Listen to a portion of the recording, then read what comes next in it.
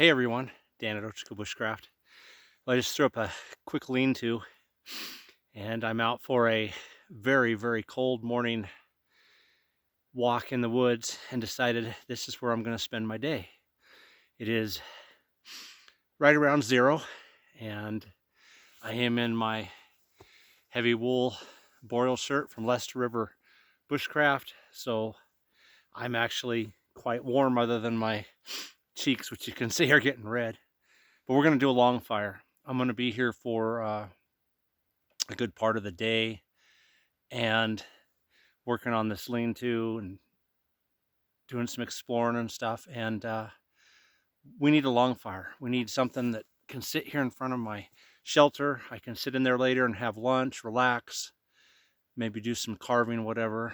But let me show you here some of the surrounding terrain and what we're working with.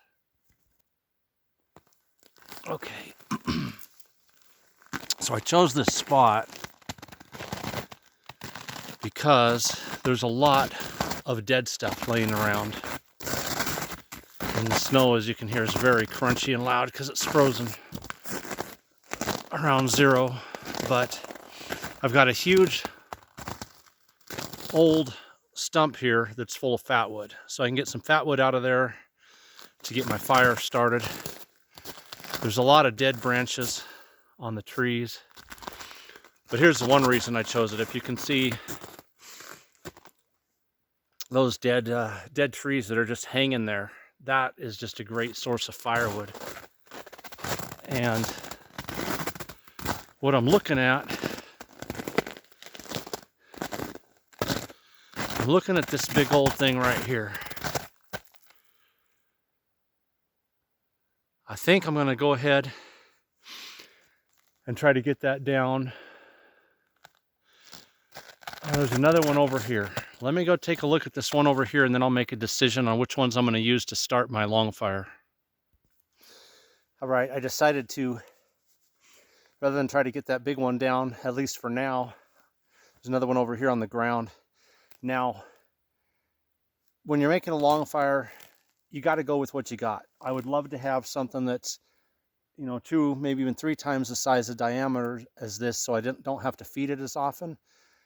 But you go with what the terrain provides. I have nothing that is dead anywhere around that is that big a diameter. This is as big as I've got, so I'm going to use what I've got. But as you can see,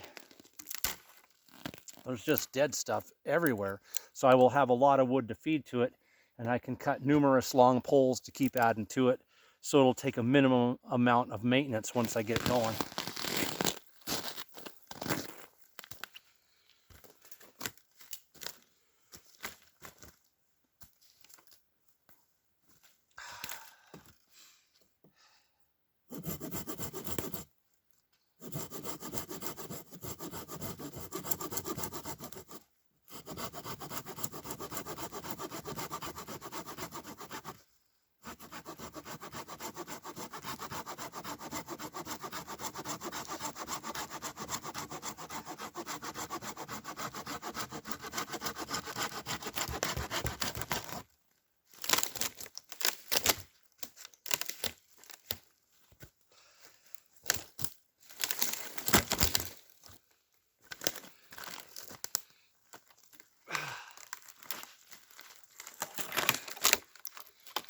So that's about as tall as me.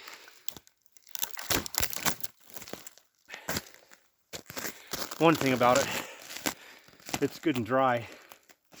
I'll cut another one out of here and haul those back over to where we're going to do our fire.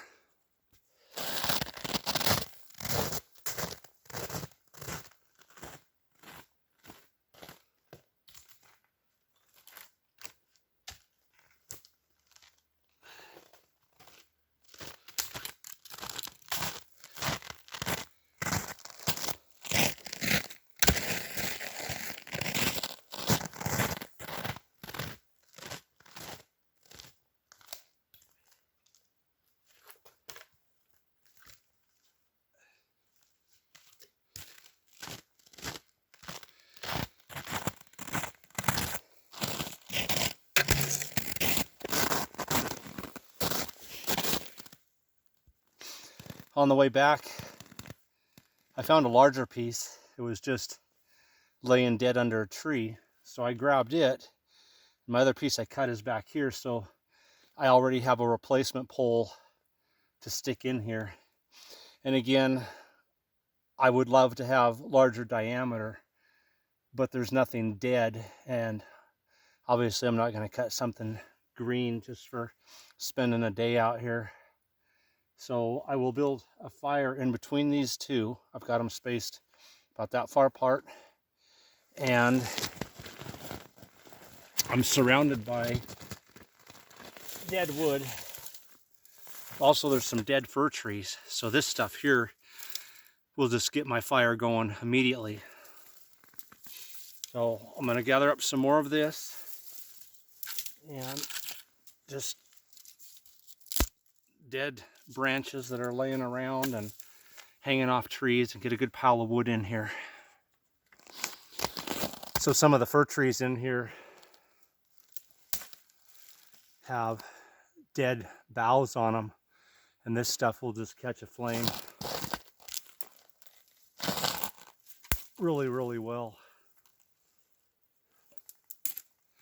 So whenever I see these, as I'm gathering up other resources, I'm going to grab a bunch of these. Always look for stuff like this that's really dead and highly flammable. And like I said, it's around 0 out here, and it hasn't snowed or rained for, you know, probably a week and a half, 2 weeks. So this stuff is basically freeze dried. Literally, the moisture is freeze dried out of it.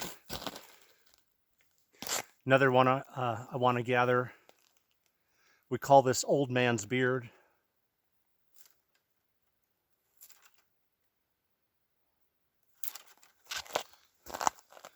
Hence the name, old man's beard. But it's moss. Now when this stuff gets wet, it's worthless. But like I said, the cold out here, the fact that there's been no rain or snow, and it's been just so incredibly cold, it's freeze dried. So I'm pretty sure, and hold it to your cheek, by the way, to really test if there's moisture in it. I think that's going to be dry enough to catch a spark from my ferro rod. So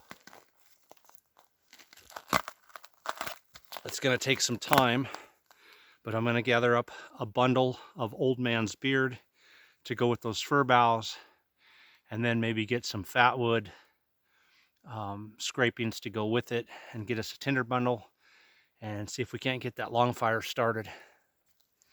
I can't emphasize enough how important it is to learn the resources of your area. So I've got some very dry gray pine needles that were just hanging, mixed with old man's beard, and fir needles that are very dead and dry. So I've got 3 different sources here gathered, and I got more back there. But listen, wherever you live, if you live back east in a hardwood forest, somewhere where it's tropical, in a desert climate where there's juniper and sagebrush, or where I am, Ochocos Mountains, learn your resources. I can spot fat wood, you know, hundreds of yards away. I can pick out a stump or a tree or something that has fat wood, because I'm so used to being around it.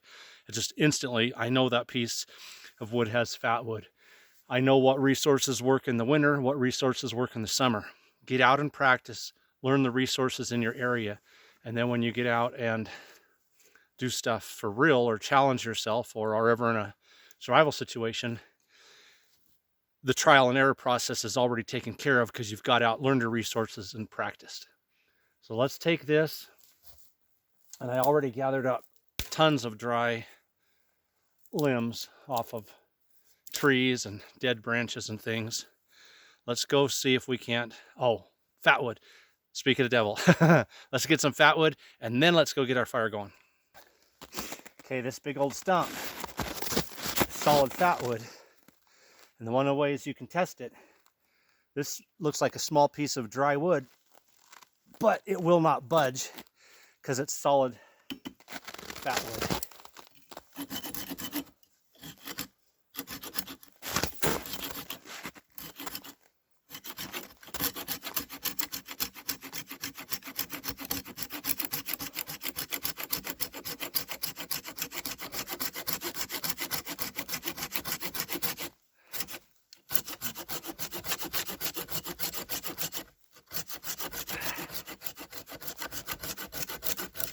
And look at that. Wow, that's just loaded. That is loaded. All right, a little bushcraft kung fu. And that gives us some fat wood. I'll split that down with my hatchet and get some scrapings out of there. I just found me another resource, and I'm not going to pass it up because I may not find one so easy.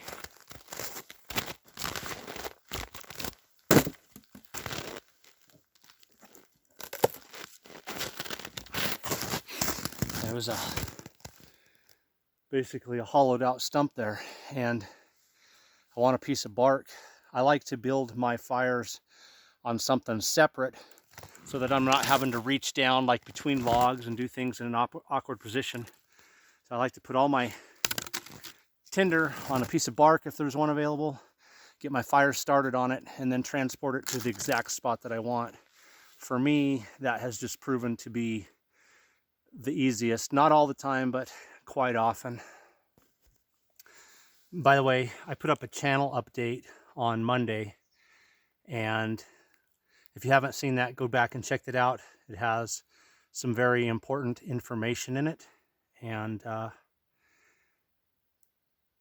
we'll just go from there. Okay, tools which pretty much have remained unchanged for me for quite some time now. Grand Swartzbrook hand hatchet, my Architect 5.5, and as you saw, my Silky Pocket Boy. That combination has worked wonders for me, and if you go back to like Nessmuck and Kephart, they all carried a small hatchet, some type of a sheath knife, but they did not have the advantage that we have today of the folding saws, so they had to carry a buck saw or something. But having all three on my belt takes care of business. So I'm just trying to open this up and get some small pieces out, and I'm going to try to get something out here that I can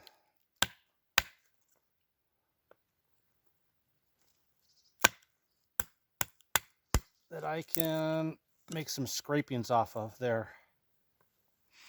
Wow, that is going to burn excellent. That is really, really rich. So let me, chopping below my fingers. Uh-oh. That's not good if I lose my knife inside the stump. I'm going to need that. Okay. Notice I'm very carefully chopping below my fingers. The blade is never coming up above my fingers when I chop. So I'm making little tiny strokes down here so that my fingers are out of the way. What I'm trying to do is open that up a little bit. There we go. So once that's opened up, that gives me some square corners that I can use the back of my knife to start getting some shavings off of. I'm going to open that up a little bit more.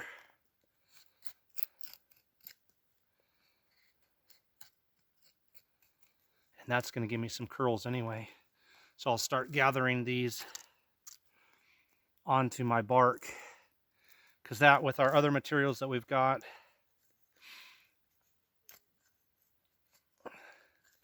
is going to give us our ignition source and the start of our fire.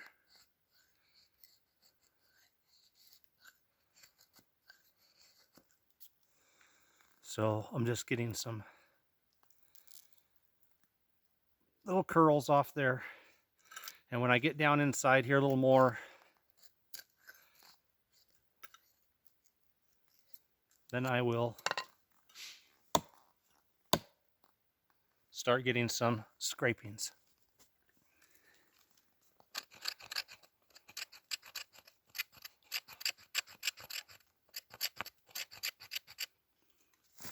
You guys can see that right there. That's what I'm scraping off. It's just little piles of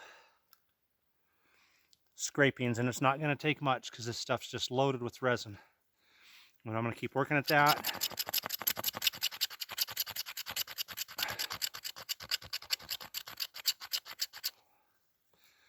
And just get me a pile about the size of a silver dollar worked up there, and then we'll head back to camp. All right, I'm going to build a little base down in here, some smaller stuff, so that there is a little bit of airflow underneath of it.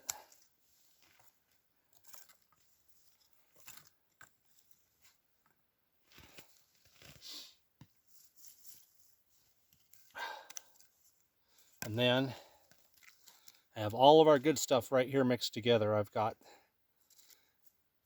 the fatwood scrapings, the moss, the fir needles, the gray pine needles, everything mixed together here in a nice tinder bundle. All right. Hopefully everything's dry enough to ignite. See what happens.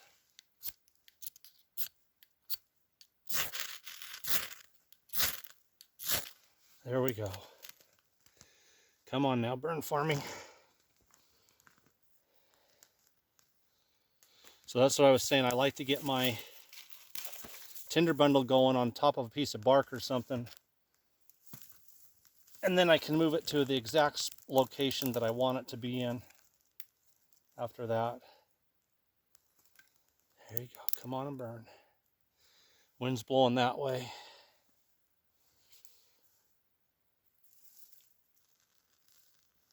There you go. I might have to blow this just a little.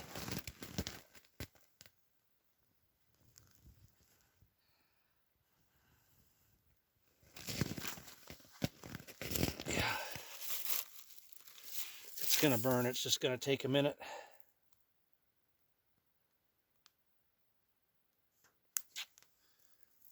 Get some of those fir needles going in there.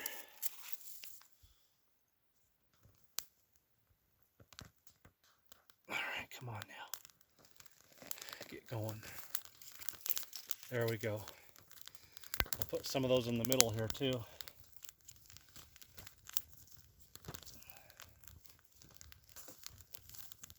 I got me some dead limbs and stuff in the middle.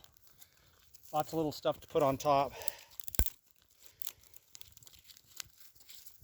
I just want this to get going really good here first before I transport it.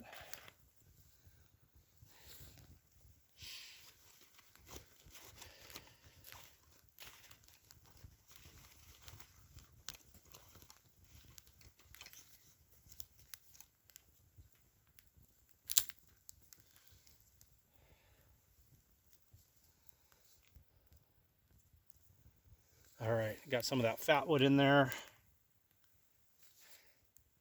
I think that's going to do it just fine.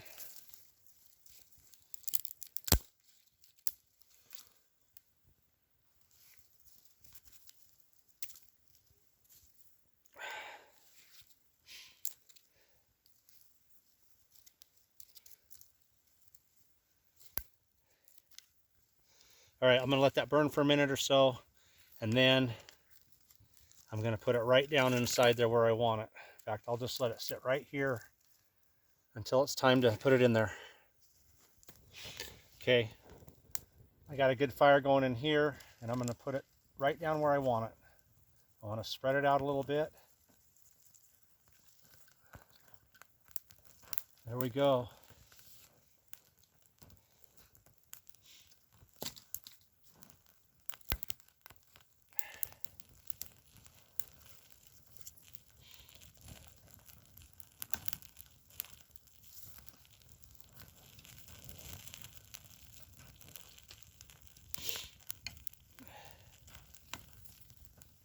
All right, start throwing some small stuff in there and see if we can't get that burning as long as them two poles. A nice long fire right in front of me.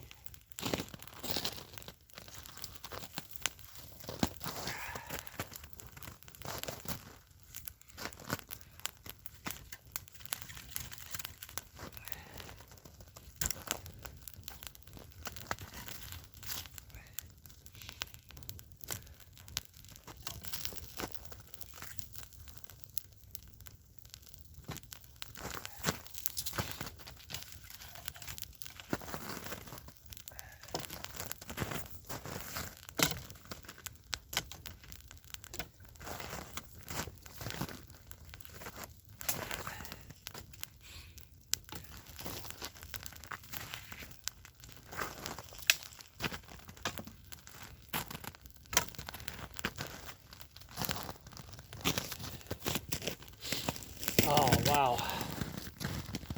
Well, I can tell you what, that feels great. That feels really, really good.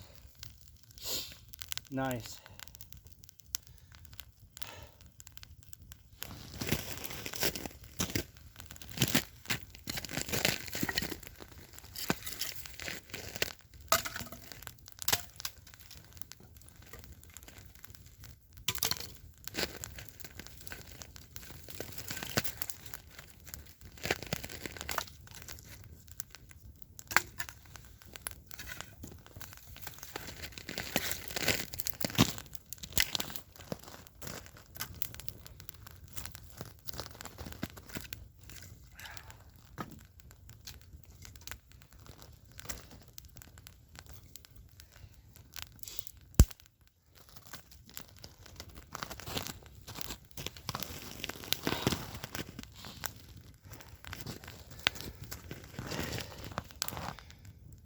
Oh boy.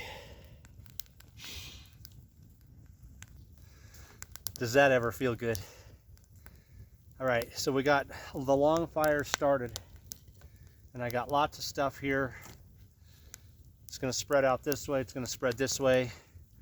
I've got another long pole laying right behind me to feed in here whenever.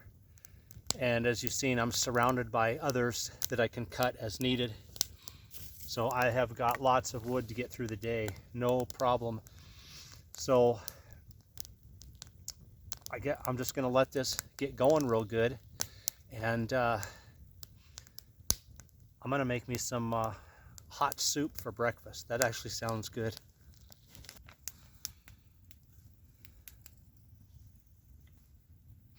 Okay, our fire is doing exactly what we want it to be doing. It's spreading out, it's getting hot, it's throwing heat clear back over here to the shelter.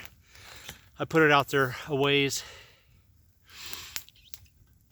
because I knew it would throw out a lot of heat, and it is. And it's gonna burn, even with those small logs, it's gonna burn a long time. Okay, so this is the custom pouch that Alpha Omega Survival made me for my 1-quart Pathfinder pot. And that's what we're gonna make lunch in. Or actually it's breakfast. It's gonna be soup, which is a lunch food, but we're having it for breakfast. And when you have a little container like this in your kit, be sure and take advantage of all the space. I've got my wet wipes in here, which I'll use to clean this and get the black off of. I've got extra Esbit fuel tabs. My Esbit stove's in my pack. And move this all out of the way here. What fits, salt and pepper.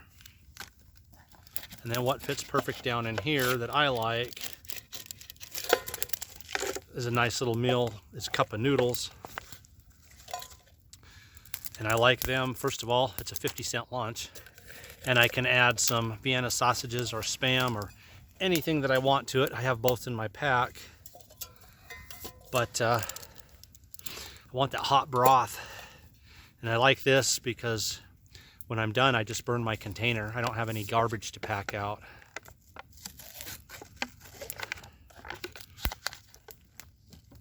All right, and as far as water goes, it's just going to be a guesstimate. I've made enough of these to kind of have a fair guess.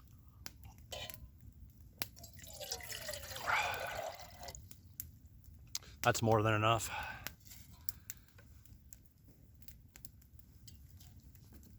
And I'm not too far, quarter mile from a stream, so I've got my water filter and everything. I can go get more water when I need it. This is a great place to spend the day, and that fire is spreading out wonderfully. So let me grab a couple short pieces of wood that are big enough diameter that they won't burn through real quick, and we'll lay it across those two logs and get this boiling. Okay, I've got me a couple thick branches here that aren't going to burn through too awful quick. And I'll put some smaller stuff in between there and get me a little more flame popping up. And then we'll just set this right.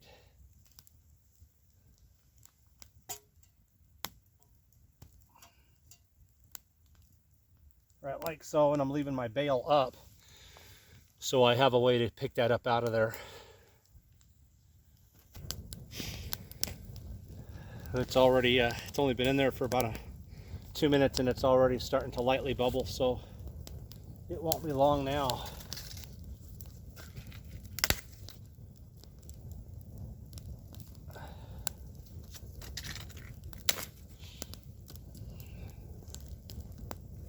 Build my fire up just a little bit too.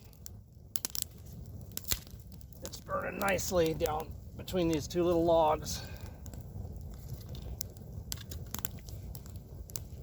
And I got something to just lift that out of there with. And again, just a little tip, don't let your bale fall down and then you got to sit here and try to lift it up. Keep your bale handle up so that you can just grab it out of there when it's time.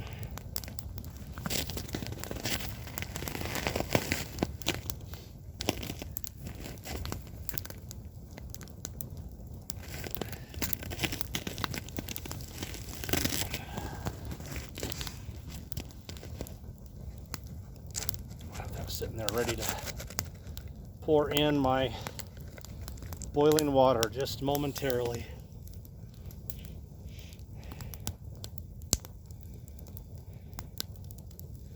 And that's going to be hot, very hot. So I'm going to use a couple sticks when I pull that out to maneuver.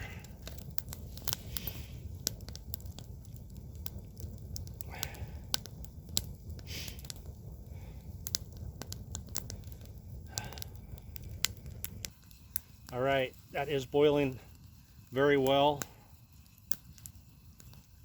I'm going to pull that off there. And a little trick here.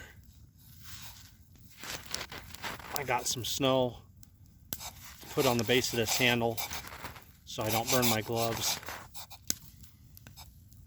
And I can just grab that.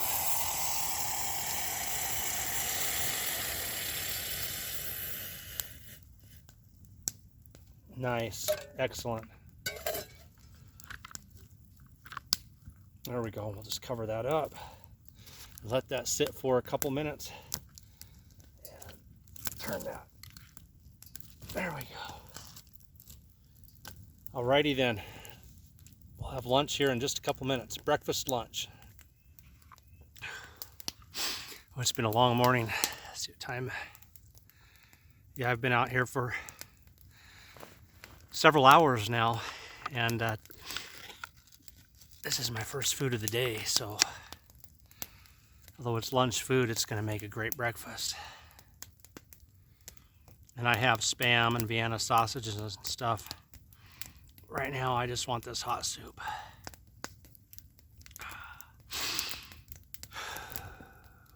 Amen. All right.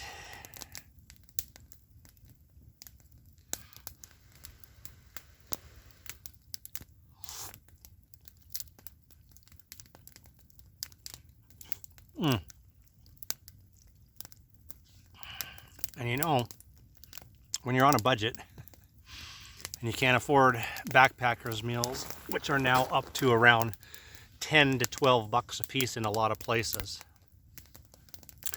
And this cup of noodles is about 50 cents. And for another $1 I can add some meat and cheese to it. This is a really good way to go.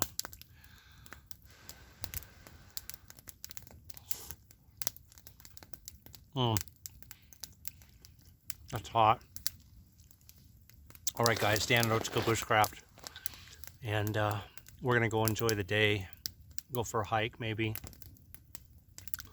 There's an old badger den out here, and I doubt he's out in the wintertime. But I thought I might go visit it and just see if there's any tracks around it and enjoy myself. And my log fire, just make sure you guys get another view of that. As you can see, even though those logs weren't that long, they've been burning steadily for quite some time now, and I've got another big long one to throw in the middle, so very, very little maintenance is going to have to be done. Dan at Ochocos Bushcraft, please stay tuned to the channel. If you have not, please subscribe and hit the notification bell, please. As I was saying in my channel update, there's been a lot of people asking me about videos, and then when they went and checked, they said, wow, you got a whole bunch of new videos. They're not getting notified.